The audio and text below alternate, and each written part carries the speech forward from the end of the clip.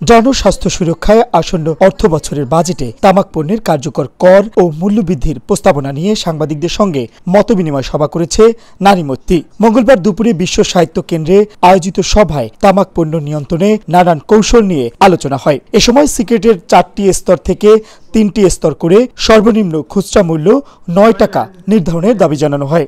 অনুষ্ঠানে অন্যান্যদের মধ্যে উপস্থিত ছিলেন সাবেক অতিরিক্ত সচিব শিবানী ভট্টাচার্য, নারীমূর্তির নির্বাহী পরিচালক শাহিন আক্তার ডলি, প্রথম আলোর যুগ্ম সম্পাদক সোরাব হাসান ও বাংলাদেশ টেলিভিশনের নিউজ এডিটর মোহাম্মদ জাহিদুল ইসলাম। কর বাড়িয়ে তামাক পণ্য দূর করা এটা এটা অবাস্তব, এই কথাগুলো এখন আমরা শুনি।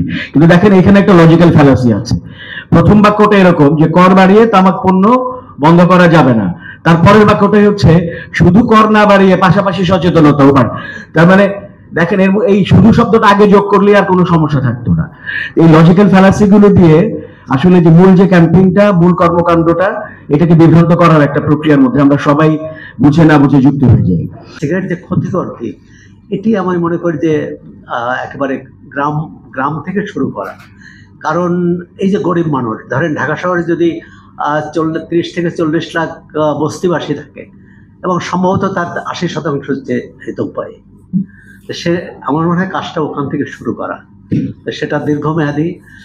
এই মুহূর্তে আমাদের দাবি হচ্ছে অবশ্যই আগামী বাজেটে ধূমপানের উপর কর বাড়াতে হবে। কর বাড়িয়ে পরবর্তীকালে এর একটা দীর্ঘমেয়াদী আপনার পরিকল্পনা করুন যে কিভাবে আমরা ধূমপান মুক্ত সমাজ করতে চাই।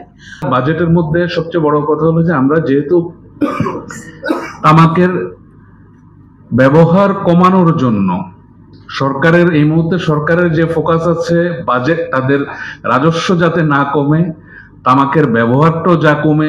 এখানে সবাই যারা আছে অন্তত আমরা আমাদের মনের সাথে একটু মিল আছে যে আমরা তামাককে যেন না বলি এবং আমরা যেন আমাদের পরবর্তী প্রজন্মকে রক্ষা করতে পারি। ট্যাক্স কিন্তু একটি ধাপ, একটি পদক্ষেপ।